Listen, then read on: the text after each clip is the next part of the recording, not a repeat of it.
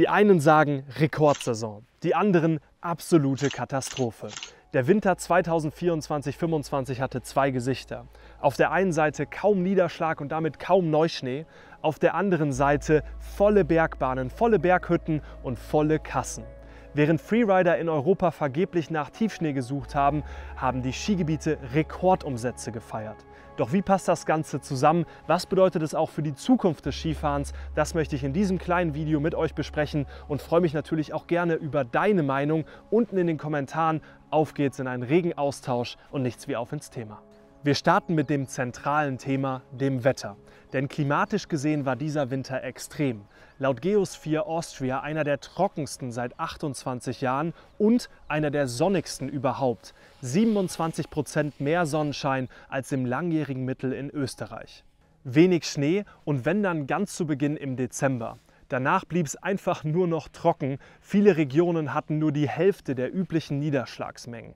Auf der Rudolfshütte zum Beispiel nur 104 cm Schnee, das sind über 40 cm weniger als im bisherigen schlechtesten Winter überhaupt. Für Freerider war es in Europa ein harter Winter. Tiefschneetage fast nicht vorhanden. Viele beschreiben ihn als den wohl schlechtesten Freeride-Winter seit langem in Europa und sind daher nach Japan oder andere Ländern geflüchtet. Selbst beim Freeride World Tour Stopp in Fieberbrunn musste die Kategorie der Herren wegen Schneemangel abgesagt werden.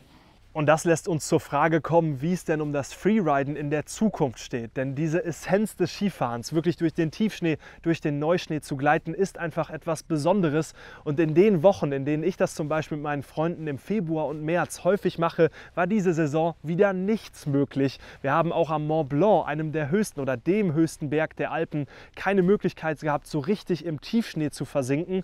Und das Mitte Februar. Im Grunde können wir diesen Winter als Weckruf sehen, denn das Klima verändert sich und ich möchte hier keine große Klimawandeldebatte vom Zaun brechen. Fakt ist aber, dass diese Veränderungen direkten Einfluss auf unseren Sport, auf den Wintersport haben. Doch die vielen konstanten Hochdruckgebiete und damit Sonnentage, teilweise Sonnenwochen, haben auch zu einem Rekordwinter geführt und das führt uns ins Kapitel 2.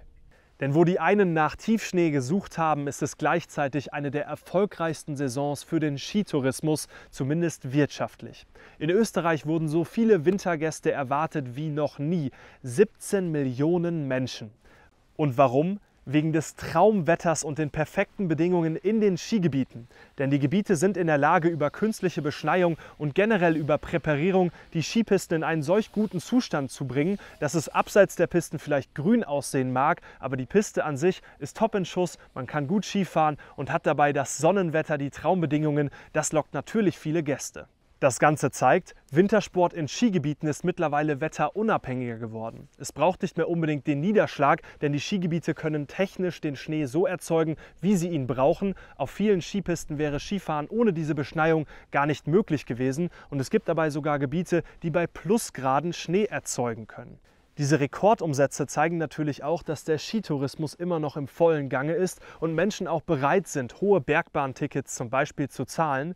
Es wird aber wahrscheinlich in der Zukunft mit der technischen Beschneiung dann immer teurer und da fragen sich natürlich auch viele hier auf dem YouTube-Kanal, wie soll das Ganze weitergehen? Es ist jetzt schon sehr, sehr teuer und wenn es dann noch weiter hinaufgeht, findet eine absolute Verknappung im Wintersport statt, der ja mal ein Breitensport war und das bringt mich auch zu meinem Fazit, denn ich bin einfach seit Kindesbeinen Fan dieses Sports. Ich liebe es, in den Bergen unterwegs zu sein, sei es auf einem Slalom-Carver, Race-Carver, Freeride-Ski, auf dem Snowboard, ganz egal.